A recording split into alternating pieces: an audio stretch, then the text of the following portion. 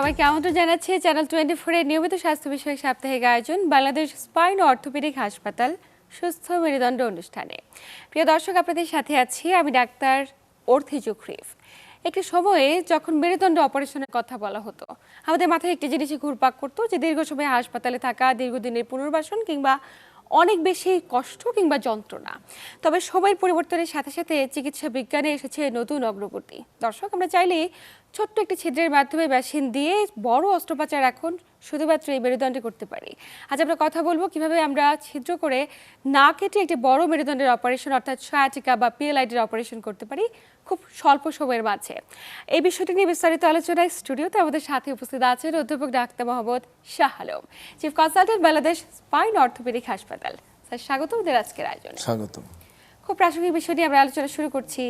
PLID কিংবা সয়াটিকা, এই রোগটিতে suffer করছে বাংলাদেশের শত শত মানুষ, কিন্তু অনেক ক্ষেত্রে যখন অপারেশনের পরামর্শ দেওয়া হয় দেখা যায় অনেকে ভীতগ্রস্ত হয়। ধরে নিয়ে যে দীর্ঘ সময়ের অপারেশন, দীর্ঘ সময় হাসপাতালে বেডে পড়ে থাকে। একটু জানতে চাই যে আসলে সয়াটিকা জিনিসটা কি, মানে এই রোগটিকে আমরা কিভাবে ব্যাখ্যা করতে পারি, উপসর্গগুলো কেমন প্রকাশ পেতে পারে? অনেক ধন্যবাদ। আপনি যদি আমাদের এই মেরুদণ্ডের একটা মডেলটা দেখেন, মেরুদণ্ড আমরা জানি সামনে থেকে একদম স্ট্রেট সোজা, পাশের থেকে বিভিন্ন দিকে বাঁকা। এই যে মেরুদণ্ডের অনেক হাড়, একটার পর একটা হাড় দ্বারা মেরুদণ্ড সাজানো, এবং এই হাড়গুলো মাঝখানে যে সাদা জিনিসগুলো দেখতে পাচ্ছেন এগুলো ডিস্ক, ইন্টারভার্টেব্রাল ডিস্ক। এগুলো আপনার স্প্রিংয়ের মতো, গাড়ির যেমন শক অ্যাবজর্ভার, আমাদের শরীরে এখন শক অ্যাবজর্ভার মতো কাজ করে। এখন PLID, prolapse lumbar intervertebral disc, যেটা থেকে আমরা বলি সয়াটিকা, এটা হলো সাধারণত কোমর একদম নিচের লাস্ট যে দুইটা ভার্টিব্রা, L4 L5 L5S1, এই দুই জায়গায় কমনলি হয়। উপরের দিকেও হতে পারে, বাট এই দুই জায়গায় সবচেয়ে বেশি। এই যে ভার্টিব্রার মাঝখানে যে জেলিগুলো, এগুলো আপনার এই যে আমরা ছবির মধ্যে দেখাচ্ছি, যদি এটা একটু ফোকাস করতে পারলে খুব ভালো হতো, যে এই রকম জেলি যদি বের হয়ে নার্ভে চাপ হয়, আর যখন নার্ভে চাপ না দেয় তাহলে কি হবে? যদি নার্ভে চাপ না দিয়ে শুধু বের হয়ে থাকে, যে ব্যথা হবে সেটা হলো লাম্বাগো। আর যখন নার্ভে চাপ দেবে, ব্যথাটা তখন পায়ের দিকে নেমে যাবে, তখন হবে সয়াটিকা। আচ্ছা আচ্ছা। So lumbago sciatica. এখন এই লাম্বাগো সয়াটিকা হলে সবসময় কিন্তু আমরা সার্জারি করি না। আমি অনেকবার বলেছি যে মানে কোন উপসর্গগুলো উপস্থিত থাকলে সার্জারি করাটা বাধ্যতামূলক? বাধ্যতামূলক হলো যখন এরকম জেলি বের হয়ে গিয়ে কোনোভাবেই ভালো হচ্ছে না, ব্যথা আস্তে আস্তে আস্তে আস্তে বেড়েই যাচ্ছে কোমর থেকে পায়ের দিকে এবং অসহনীয় পর্যায়ে, এবং ধরেন আমরা যেটা বলি কনজারভেটিভ, অর্থাৎ কিনা নন সার্জিক্যাল ট্রিটমেন্ট, ব্যায়াম, ফিজিওথেরাপি, ওষুধপত্র সমস্ত কিছু দিলাম কিন্তু কমতেছে না, তখন একটা ইন্ডিকেশন থাকে সার্জারি। আদার দেন দিস থাকে স্ট্রং ইন্ডিকেশন যে যখন পায়ে অবশ, নিউরোলজিক্যাল ডেফিসিট, পায়ের শক্তি কমে যাচ্ছে, প্যারালাইসিসের দিকে যাচ্ছে, মানুষের প্রস্রাব পায়খানা বন্ধ হয়ে যাচ্ছে, তখন হলো ইন্ডিকেশন হবে সার্জারি।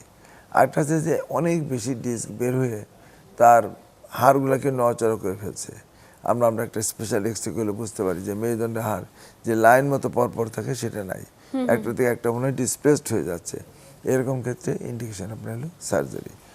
একটা দিকে দেখা যাবে যে ব্যথাটার যতটুকু আছে, কিন্তু এই যে নিউরোলজিক্যাল ডেফিসিট মনে হয় দিন দিন এটা শুধু বাড়তেছে। আচ্ছা, মানে আজকে যতটুকু কালকে আরো খারাপ, আরো খারাপ।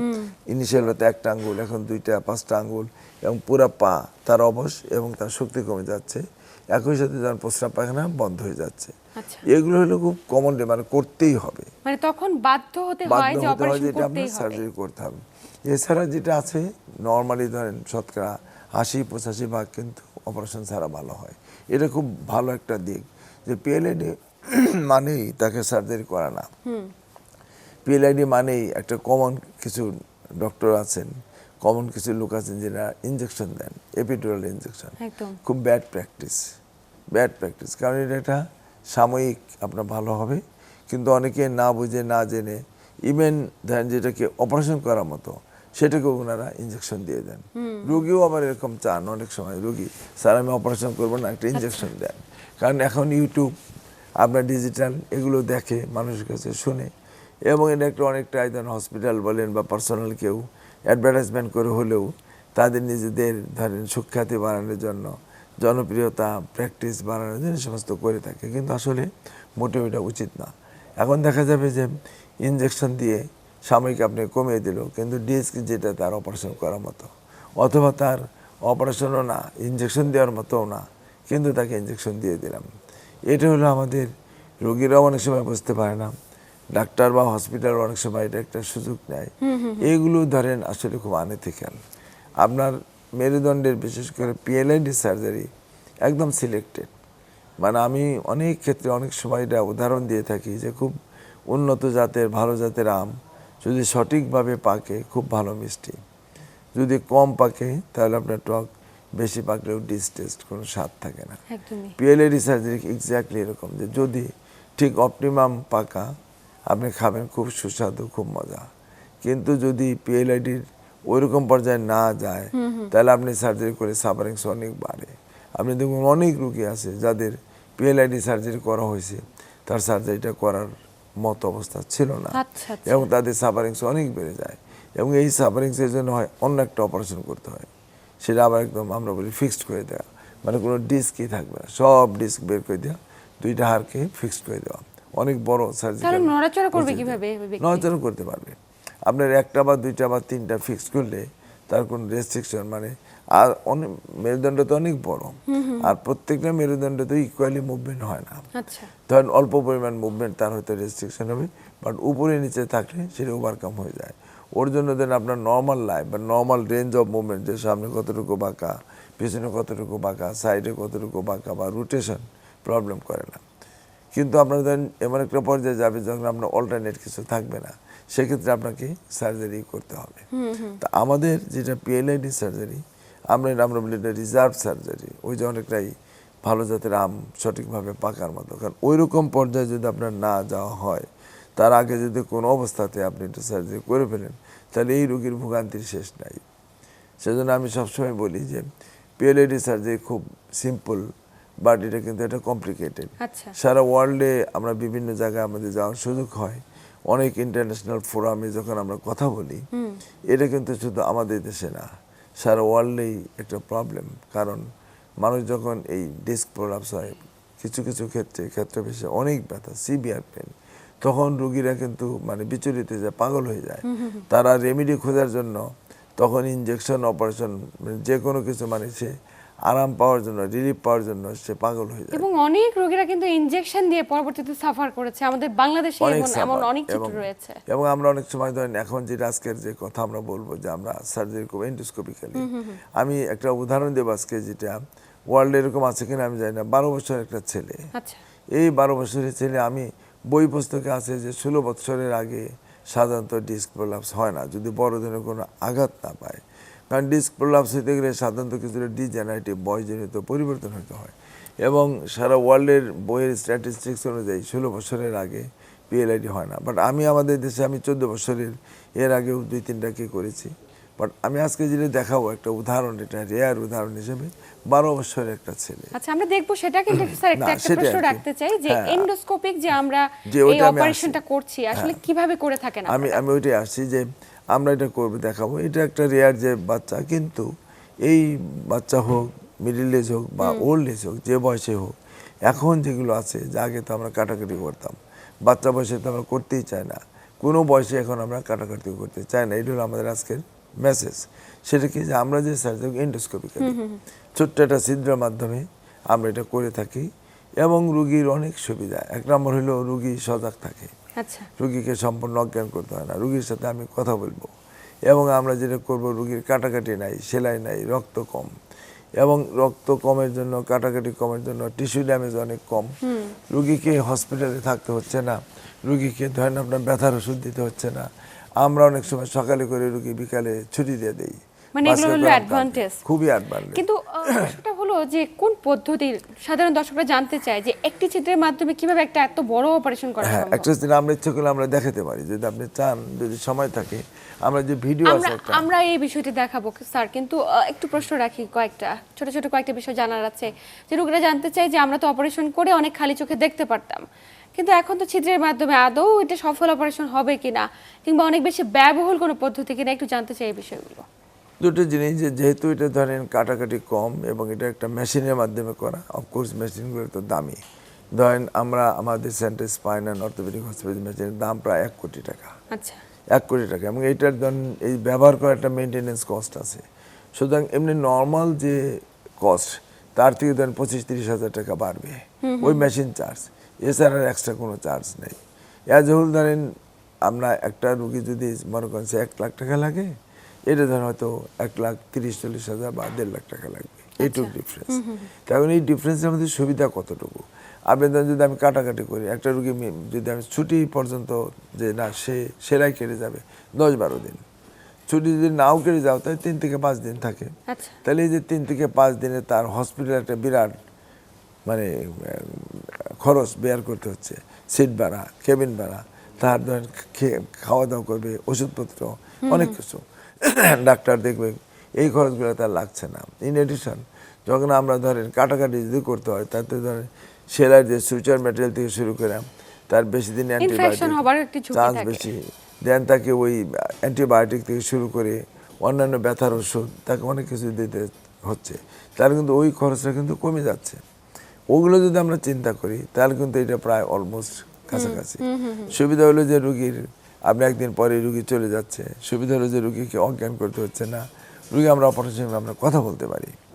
তা আমরা যেটা বলছিলাম যে পুরা প্রসিডিউরটা যে আমরা ধরেন বলতে পারেন যে আমি কখন সার্জারি করব, সার্জারির ইন্ডিকেশন একই রকম, যে যখন আপনার কোনো রুগী কোনোভাবেই ভালো হচ্ছে না, নর্মাল আমরা কনজারভেটিভ ট্রিটমেন্ট যেটা নন সার্জিক্যাল ট্রিটমেন্ট আমরা করলাম, ভালো হচ্ছে না এবং দিন দিন তার ব্যথা বেড়ে যাচ্ছে এবং তার নর্মাল লাইফ লিড করা খুব কঠিন, প্লাস যদি কোনো একটা পা বা 2টা পা অবশ হয়ে যায়, প্যারালাইসিস হয়ে যায়, আঙুলগুলা ঝিনঝিন অবশ এবং এইটা মনে হবে যেন ওই শক্তিটা কমেই যাচ্ছে।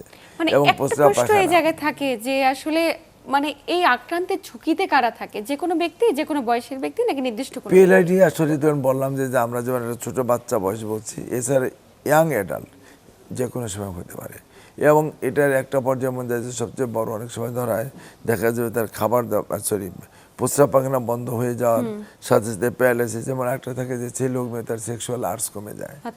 এই যে জিনিসগুলো একটা ডেঞ্জারাস ভয় থাকে, এই যে ভয়গুলোকে অ্যাভয়েড করার জন্য মানে এই জায়গাটাতে রোগীদের সচেতন হওয়া প্রয়োজন। এই কারণে তাতে করে যদি প্রাথমিক অবস্থায় সচেতন না হয়, যখন শুরু হচ্ছে ওই স্টেজে যদি সচেতন না হয়, চিকিৎসা না করে, তাহলে আসলে জটিলতার মাত্রা ক্রমাগত বাড়তে থাকবে। আমরা অপারেশন পদ্ধতি সম্পর্কে এবং এটার সুবিধা সম্পর্কে আরো বিস্তারিত জানবো, তবে স্যার সময় হচ্ছে একটি ছোট্ট বিরতি নেবার।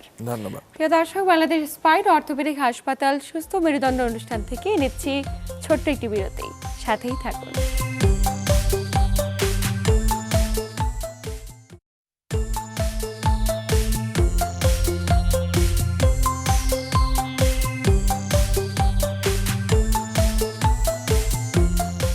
প্রিয় দর্শক, বিরতির পর আবারও সবাইকে স্বাগত জানাচ্ছি বাংলাদেশ স্পাইন অর্থোপেডিক হাসপাতাল সুস্থ মেরুদণ্ড অনুষ্ঠানে। আপনাদের সাথে আছি আমি ডাক্তার অর্থি জুখরিফ এবং আমার সাথে আছেন অধ্যাপক doctor Mohammad Shah Alam, chief consultant Bangladesh spine orthopaedic হাসপাতাল। স্যার, বিরতির পর আবারও স্বাগত আমাদের আজকের আয়োজনে। ধন্যবাদ। বিরতির আগে যেমনটি বলছিলাম, যে জটিলতাগুলো হচ্ছে প্রাথমিক অবস্থায় গুরুত্ব দিলে হয়তো বা এত জটিলতা হতো না, অপারেশন পর্যন্ত পৌঁছাতে হতো না, কিন্তু আপনারা তো অপারেশন করছেন নিত্যদিন। এমন কি কোনো চিত্র রয়েছে যেটা আমরা দেখতে পারি আসলে আপনারা অপারেশন করছেন এবং সেটি সফলভাবে হয়েছে একটা ছোট্ট চিত্রের মাধ্যমে? তাই আসলে কৌতূহলটা অনেক বেশি, একটু দেখতে চাই।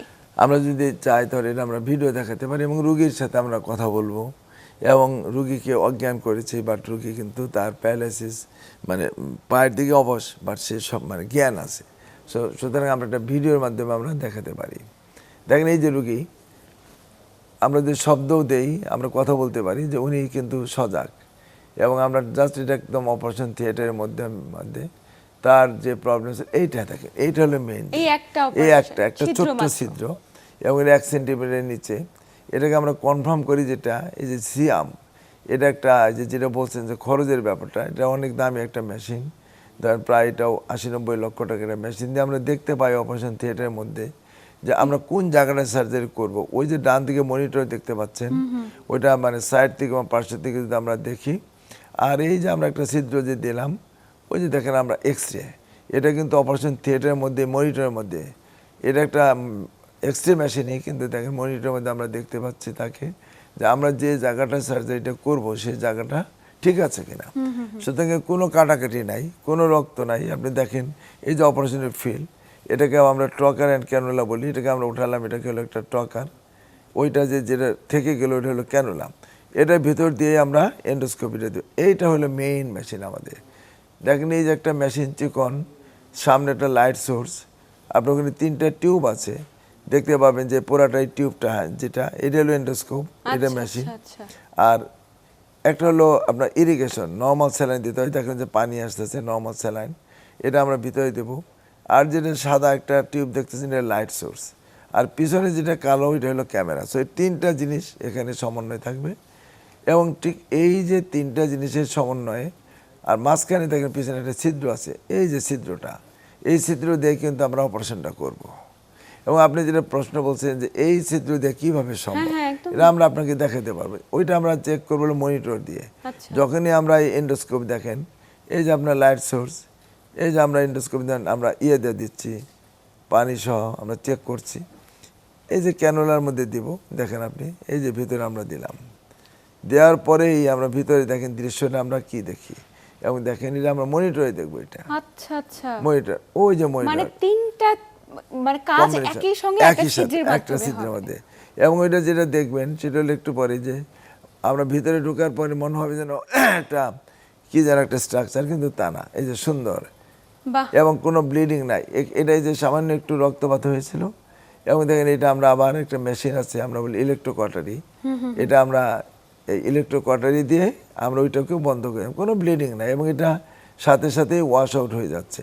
আচ্ছা, মানে রোগী জেগে থাকা অবস্থায় খুব স্বাভাবিকভাবেই আপনারা ছোট ছোট ছিদ্রের মাধ্যমে অপারেশনটা করে ফেলছেন এবং সফলভাবে নিয়মিত আপনারা করছেন।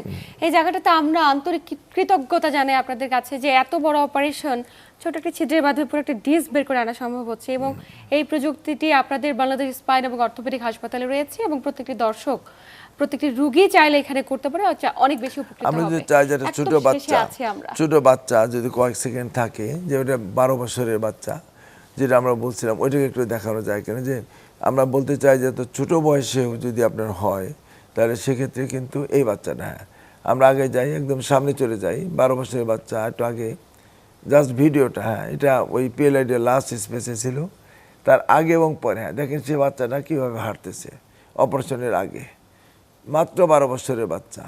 এরপরে যদি আমরা যে অপারেশনের পরে আপনি কম্পেয়ার করতে পারবেন সেম পদ্ধতিতে, হ্যাঁ এটা একটু ক্লিক করেন, দেখেন সেই বাচ্চা কীভাবে হাঁটছে। এবং এটা রেয়ার, বাংলাদেশে তো বটেই, আমি জানি না যে ওয়ার্ল্ডের কোথাও 12 বছরের বাচ্চা অনলি ছিদ্রের মাধ্যমে এন্ডোস্কোপিক্যালি, এবং এটা একটা মিরাকল।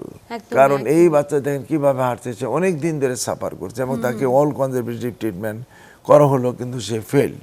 এরপর আমরা এন্ডোস্কোপিক্যালি করলাম, এবং বাচ্চার পরের দিন আমরা ছড়িয়ে দিয়ে দিয়েছি। আমরা এরকম শত শত আসলে চিত্র দেখাতে পারি দর্শকদের, যেটা আসলে আপনারা এই অপারেশনগুলো করছেন এবং পরবর্তীতে খুব সুস্থ স্বাভাবিকভাবেই জীবনযাপন করছে।